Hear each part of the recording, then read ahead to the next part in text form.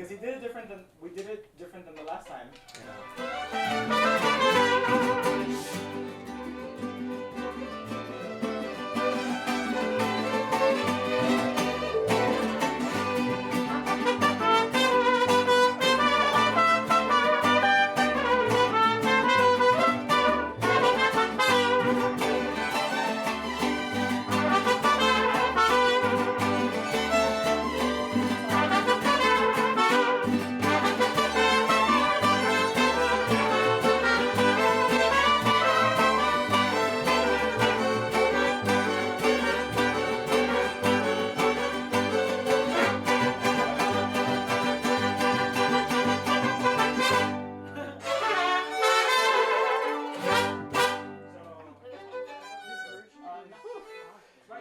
Mariachi Arcoiris has sort of two inception dates. The first time I created Mariachi Arcoiris was in the late winter of the year 2000 when I was a college student.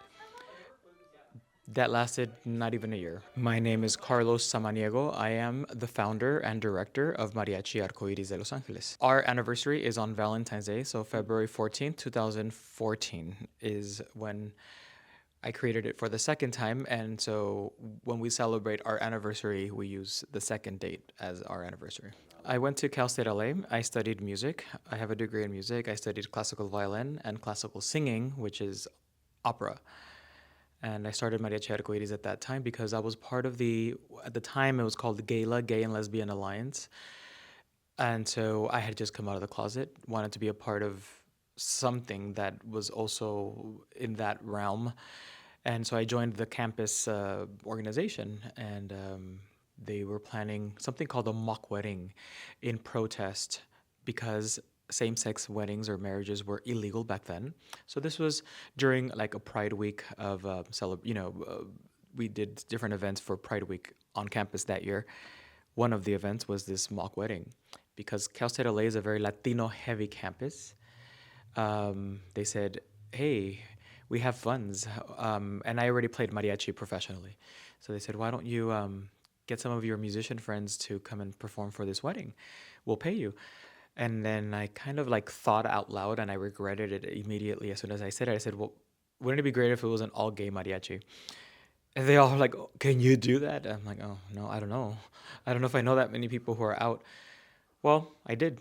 I mean, I didn't know them all personally, but I did create the group. Like, I invited friends, and they knew of other people throughout the state. I had people come from different parts of the state of California to be a part of this one-time performance. We performed for the wedding, but word got around. Like, there were flyers about this mariachi and this stuff. And I called it Mariachi Arcoiris de Los Angeles back then, which is rainbow for the rainbow flag, and de Los Angeles because it was Cal State LA. So we did it, and like I said, word got around, and there was a manager of this nightclub who went to see us because he got a flyer. When we were done performing, he asked to speak to the person in charge. They all point at me. I said, I guess I am. I was 19 or 20 years old at the time. And he offered us work at the nightclub twice a week. So we worked there, but eventually it fizzled out because that was not my focus. I was really focused in school. Then I created it again in 2014 for much more personal reasons. So that's why it's also stuck. Um, so honestly, I don't remember exactly how the story went, how I ended up becoming Carlos's assistant.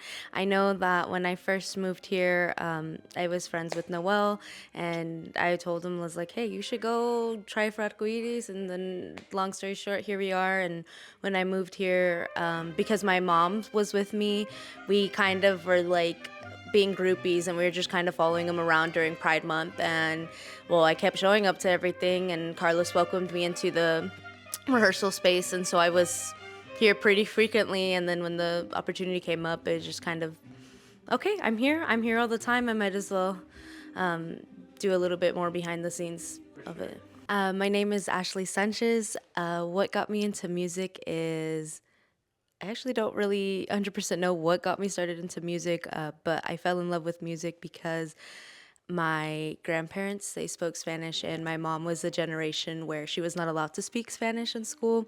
Therefore, I did not learn, and music and mariachi specifically was a way for me to communicate with them. And so after that, I just I've always enjoyed music, but then mariachi became very passionate for me. For Arcoiris, I was very excited to have the opportunity to work with them. Arcoiris, my mom was actually the first to show me Mariachi Arcoiris. She was so excited when they came out with their commercial. I can't remember which one it was for, but she was super excited, and just knowing that if my mom was to ever become a musician, that she would have a place where she could go be represented, as well as some of my colleagues. I will say it feels really great, especially being a female trumpet player on top of that. I honestly have had a lot of experiences where it wasn't till later on that I realized, like, oh, that should have not happened, as far as like how other mariachis were responding to me or how they were interacting with me. And I think the really cool part is that like with Noel, we met prior to Arcoiris, and just the way me and him interacted, I've never had a male trumpet player interact with me like that before, like in a positive way. Maybe like two others, but even then it was still rare. So just coming into this group and seeing how supportive they are, like it's not really a matter of like, oh, you're a female, you can't do this, or like you're queer, you can't do that. It's more of like, hey, you are, so let's do this, so that way we can just kind of show it off. Because at the end of the day, nobody's gonna say that like mariachi, it is tradition, but it's tradition through all of us in different ways. I have moms. So, my mom kind of opened that pathway where she kind of already set it to what the norm is, and what, like, she never really expected me to come out. And she was like, she would ask, but she was like, not that you have to, but I'm just curious. But that's because I'm always busy in my work, so she never really knew what was happening. I know, like, from what she experienced, it was a little rough with, just mostly my grandma. My grandpa was very, okay, you love who you love and it's gonna be fine. But I think it was mostly personal for my mom, just because of how she was raised. And I think her knowing that, it kind of changed the way, like, for me, that I didn't necessarily have to experience it. But I mostly just experienced it through friends or family. It is a very interesting thing to think about, because it can be both factors that just play into it. Kind of going back to like my own personal, like with my mom, is very like, people are gonna be who they're gonna be.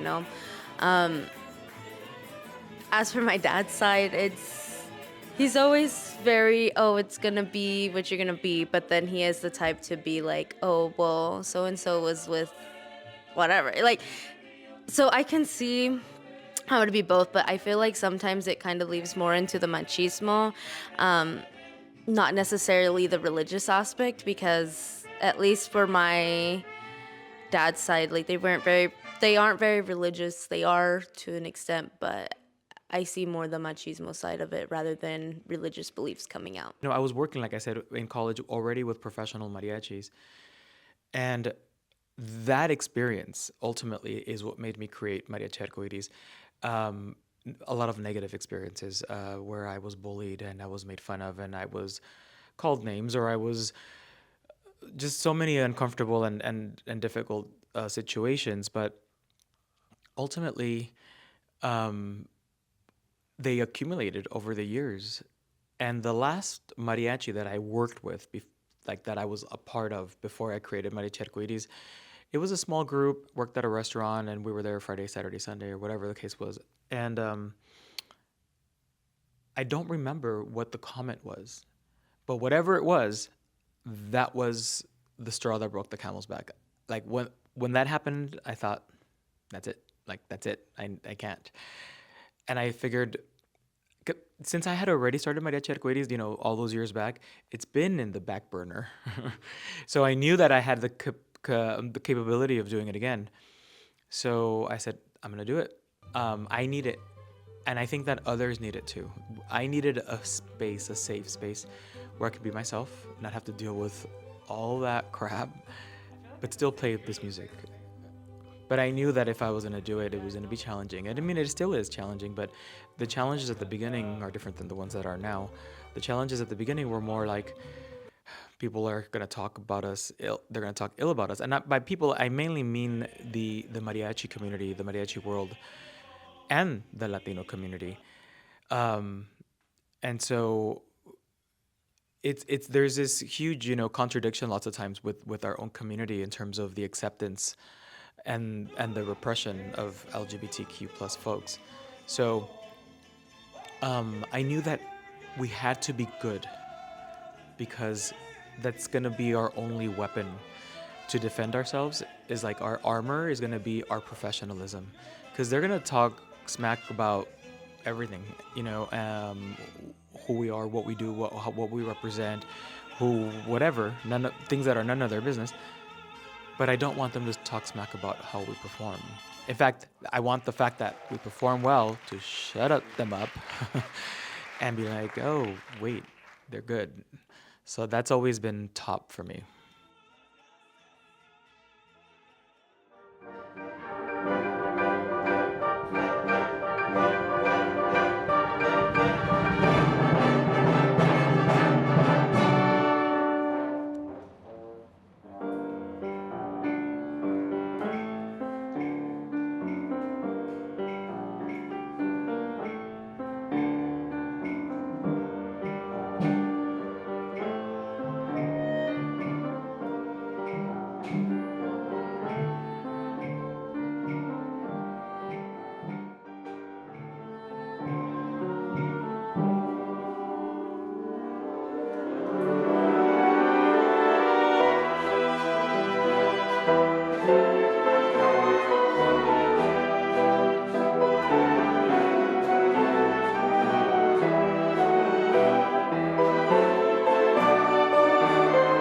The history of GFBLA, back when this group was founded, activism was extremely important, especially for LGBTQ people.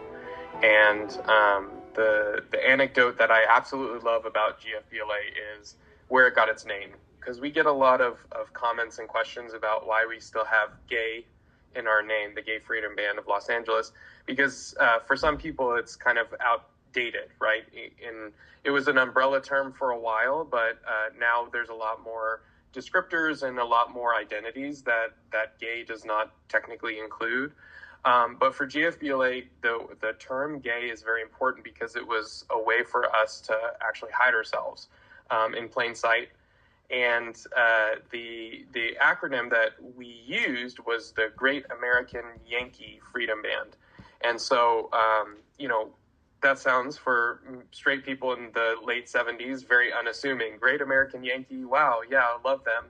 And it was that name that allowed us to actually perform in parades and be public, because it was a secret. And it wasn't until the band, marching band at the time, would show up, and you'd have the bass drum and the tubas with the covers that would say "Great" with a capital G, American with capital A, and Yankee with capital Y. And what does that spell? Gay. So it wasn't until we were actually performing that people realized, wow, wait, this is a gay band. And but what are you going to do? You can't do anything. They're already performing. So it was our way to sneak into spaces that queer people were not allowed in order to be the voices for those queer people, and let them know we're here, we're queer, get used to it. That comes from somewhere. So, the GFBLA was affected greatly by the AIDS epidemic, and we lost a lot of membership. And historically, we have to thank our matriarchs, our lesbian friends and family in the ensembles that kind of kept everything going for many years. We've kind of grown and shrunk a lot over the years, and for various reasons. But the band has always stayed strong, and it's always been purposeful. And the purpose is to continue to be a space where queer people can be themselves, to make music, and to express themselves. And in our current time, the past few years, especially when I was started as artistic director, kind of taking this big historical thing and saying I have to keep it going was a little bit tough, because it's like, up until maybe about a year and a half ago, things felt relatively good for the queer community. there's still some hate, there's still some misunderstandings and stuff, and it seemed kind of easy to just kind of, okay, let's make some music, let's represent ourselves, let's be strong, and this is our protest. Now, with the current administration, there's been a lot more to do, and I've kind of found, as an artistic director, a little bit more things to be vocal about in our music. And the trick nowadays is to find a way to engage an audience, to be a voice, and to be uplifting our mission in a challenging environment of Los Angeles, where people are already going to shows, their calendars are already booked. And so being a group that can catch people, bring them in, and teach them something has been kind of the big mission now.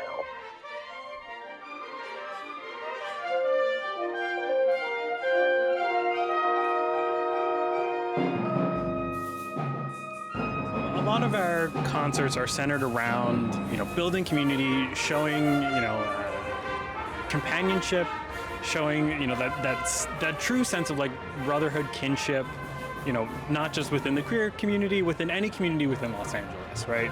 So anytime we program, we're always thinking, how does this impact not just our members, but also the LA community at large? The last 3 or 4 years after the pandemic, we've really seen an explosion in membership. We've been rehearsing, at the heart of Los Angeles after coming back after the pandemic. So there's really been this, consistent rehearsal cadence that we've been building. We've been programming more around kind of our community and our members. Earlier this spring, we had our Masks and Metamorphosis concert, which was featuring the trans identity and gender expansive experiences. So it was all trans artists that were making up the programming. So we're always looking for these ways to have our own members connect with the music we're playing, and we see that with our growth in membership, right? People come and they stay, right? They don't show up, they don't leave, they find value here in the programming we're providing for themselves, for the community at large, and it's a good problem to have, right? So in maybe 4 years ago, we had about 40 active members in the concert band. We're now almost at 60 to 70. So we're really seeing this explosion in growth over the last couple of years. I moved out here because I'm an animator, so the industry is here. And I remember when I moved with my roommate, and I brought my trumpet, and he kind of made fun of me and was like, "You were never going to use that. Why did you bring that here?" And partially to prove him wrong and partially to meet new people, I immediately looked up community bands.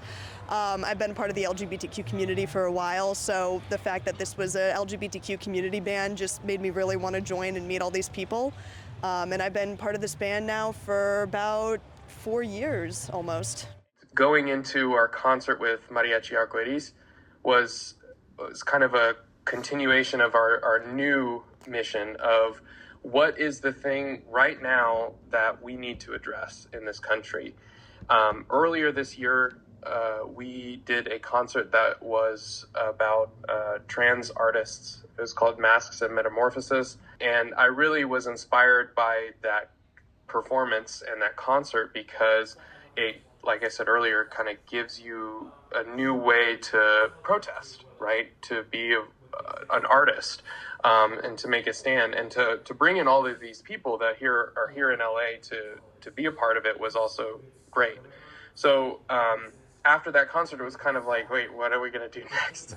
And luckily, I had been talking with Carlos Samaniego, and so many members had heard of Mariachi Arcoiris and were basically begging me to reach out and contact them and find something to be collaborative about. So in kind of the light of the administration's kind of deciding what our mission is for the year, with all of the recent ICE activity in Los Angeles in particular, it was very apparent and very clear what we needed to say.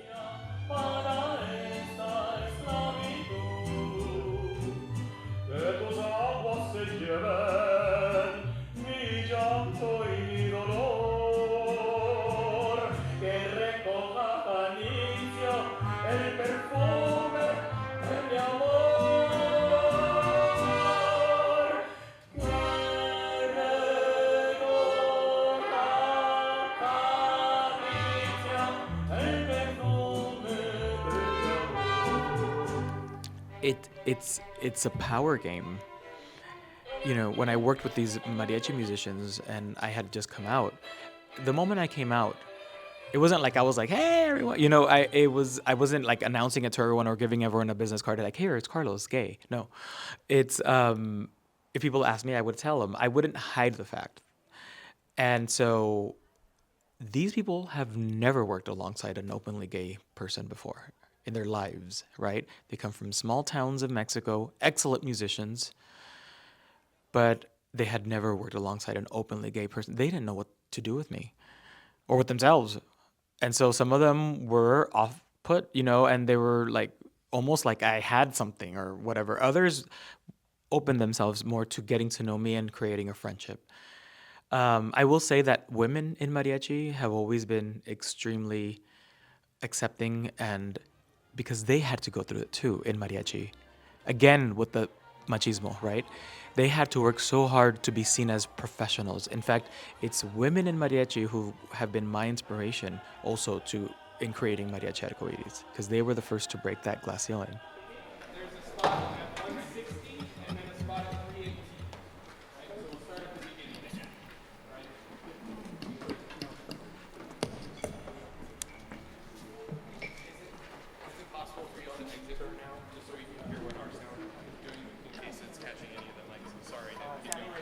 Carlos, we're getting off. Yes? We're getting off. Okay. Get off this way. This way. Come on. Actually, need to tell the sound guy. Well, I need to take the harp off, yeah. So every time we exit, we need to mute. So I'm going to unplug the harp. I see. How can I know about it during the show? After the American National Anthem, we're going to exit. And then you'll see us coming back on stage.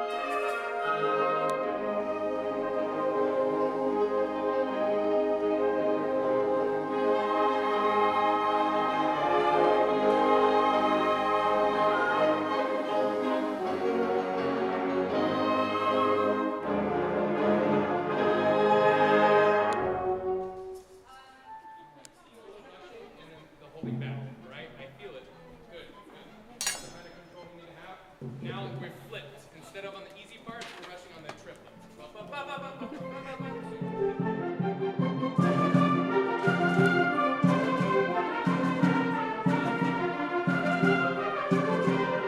So my name is Oscar Martinez. I'm very new. I joined in August.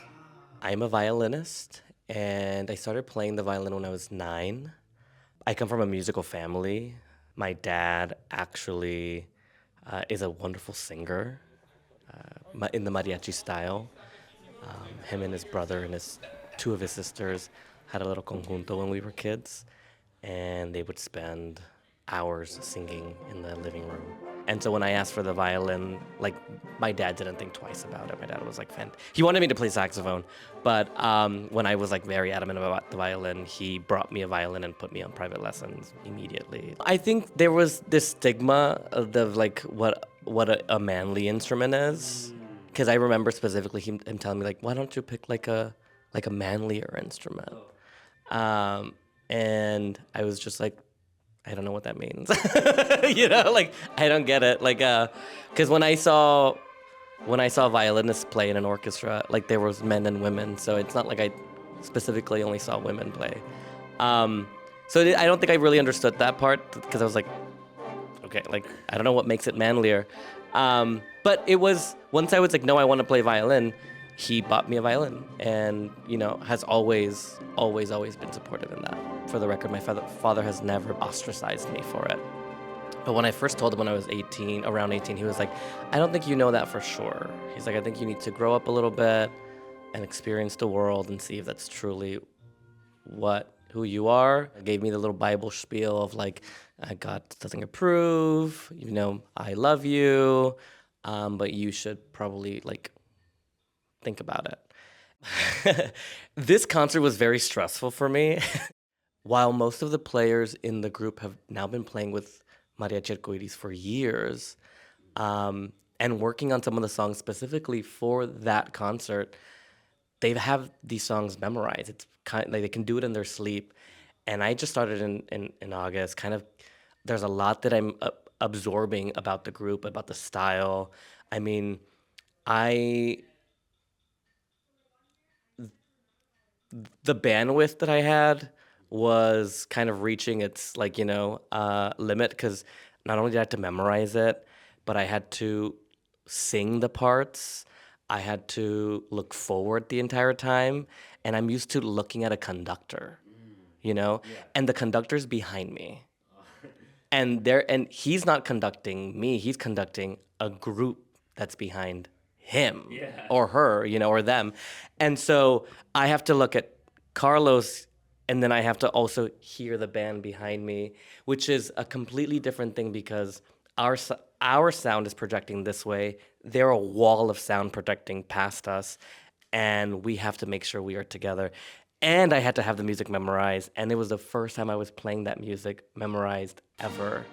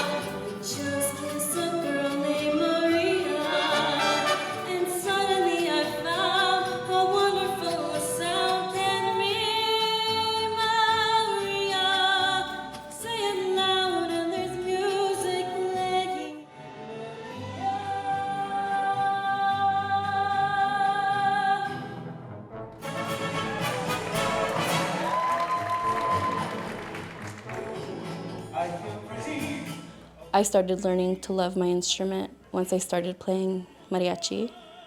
My name is Melissa Diaz, and I play the violin, and I'm a vocalist in Mariachi Arcoiris. I started my musical career with my dad. I was doing orchestra and classical music up until that point, up until my freshman year of high school.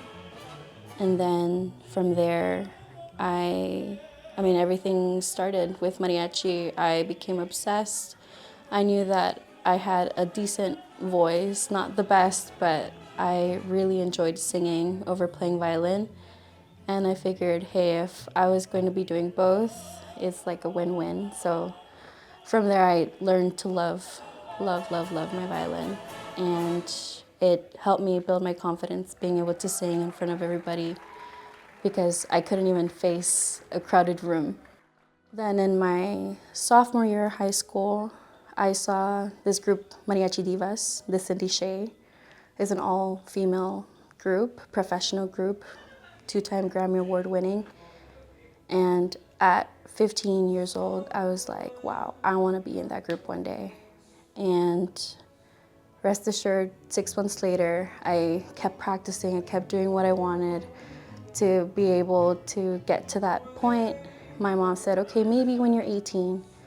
But I saw them one day in the summertime when I was 15, and I asked just straight up if I could have an audition. They told me yes. I auditioned and I got in at 15, and everybody else was 22 years old, 23 and plus and over.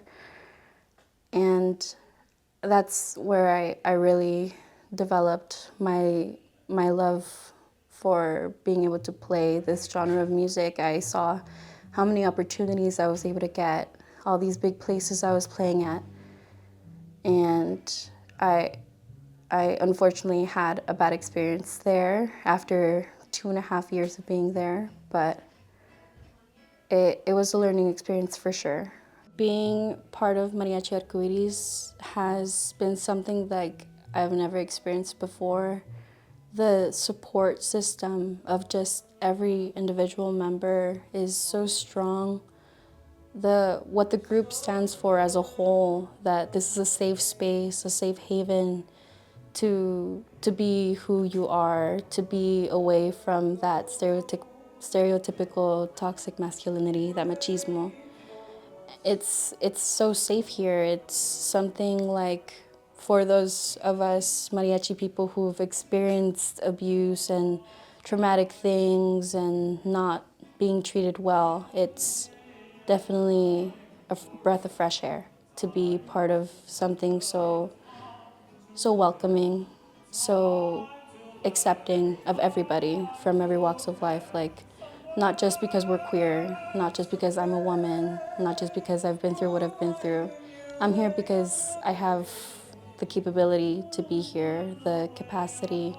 I'm qualified to be here, and I've set my place in this group, not just as a musician, but as a person too. I really feel like this group has given me a second family, especially over the family that has not accepted me. I finally have a place that I can call home with people who were strangers at one point in my life.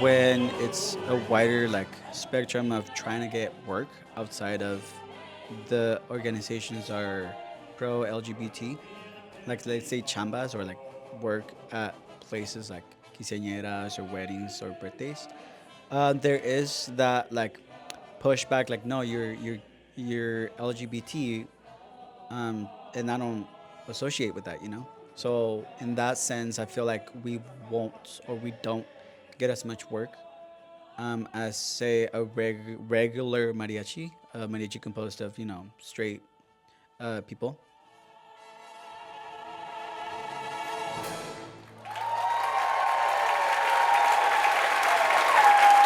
Hi, my name is Edwin Martinez. I'm 27 years old and I play violin in Mariachi Arcoiris. We get enough work to spread the message that we exist and we take up space, and not just any space. We take up a pretty prominent space because a lot of people like myself, young and older people, identify with their Latino culture as well as their own identity. I had a best friend in middle school who was in band, and when I joined high school, I wanted to do music too, but I joined orchestra, not knowing it was orchestra. It was beginning strings, and that's when I learned to read music. growing up, I grew up as heterosexual adjacent as I could in order to, like, please my mom, just because that's what she grew up with. So she instilled that on me, and I was like, okay, then I'll be, straight acting. And then when I found out about this group, I was like, oh, I don't have to. Well, I never was in the first place. In high school, I was pretty much out. I mean, I was captain of the dance team, so I'm like, and I had like long hair, and I used to straighten it. So like, it's the community that got me here, or that interested me to be here. And aside from actually enjoying playing mariachi and playing music in general, I feel like being gay in the Latino community kind of puts you up or sets you up for being ridiculed or made fun of. I feel we all experience that at some level. But for the most part, for me at least, I surrounded myself with people who were not just okay with it, but they're like, you know what? Like, there's no reason to not support it in respects to being affected by what this administration is doing. Oh yeah, I think not just us, but like the whole mariachi community feels it. We depend on the people who hire us, and most of the time it's going to be people of our community, or at least the Latino community. And it's just, like fear mongering. So instilling that fear into our main source of work is going to affect us. It's going to affect us a lot, But that doesn't stop us from, coming together, rehearsing our music, and just keep pushing, because the bad times won't last forever, Porque siempre quiero más de ti. No ha cambiado en nada mi sentir. Aunque me haces mal, te quiero aquí. Mi corazón estalla de dolor. ¿Cómo evitar que se fracture en mí? Acostumbrado estás tanto al amor que no lo ves. Yo nunca he estado así. Si de casualidad me ves llorando un poco, es porque yo te quiero a ti.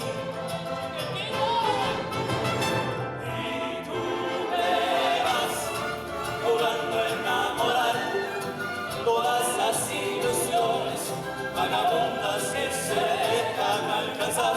Te perderás dentro de mis recuerdos por haberme hecho llorar. Te perderás dentro de mis recuerdos por haberme hecho llorar.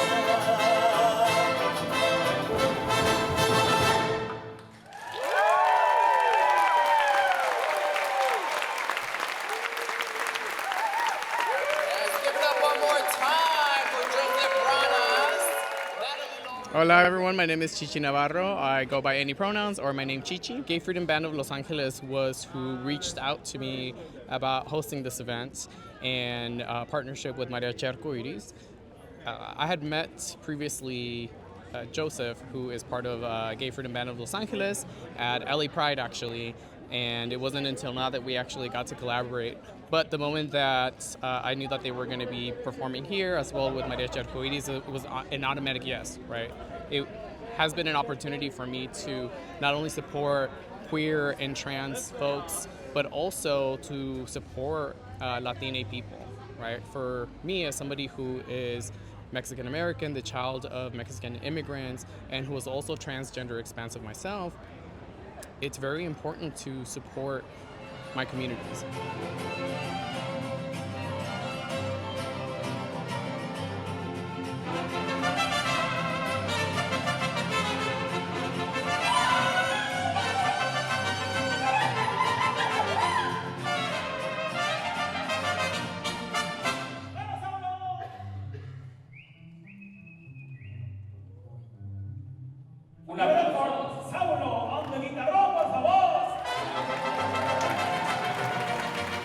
So my boyfriend's actually playing in the marching band tonight, and I'm so excited for him. We brought a lot of our friends and some of his family too, so we could help support.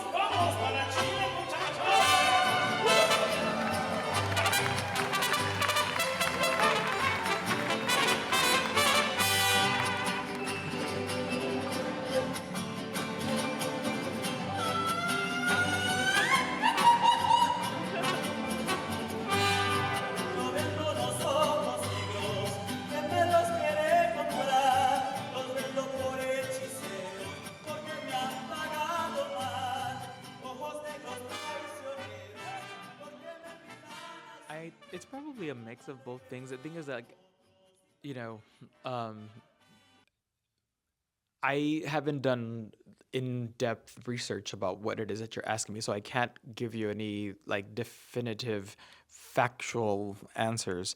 I can only give you what it is that I think it is, and it's in my opinion, it's a mix of both things.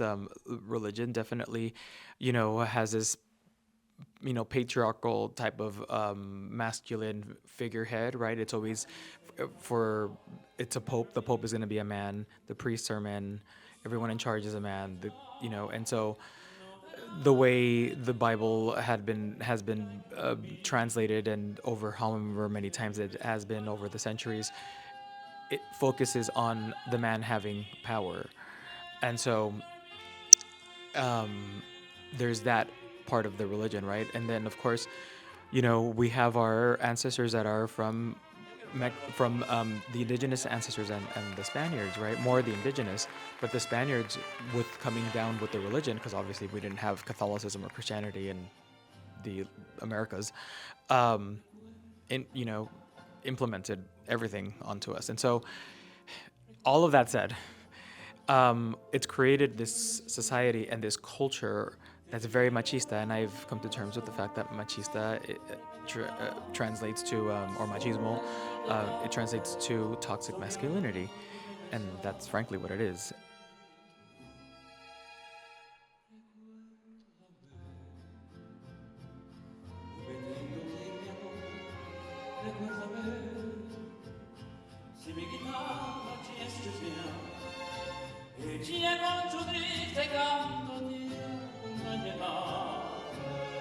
Hasta que en mis brazos estés.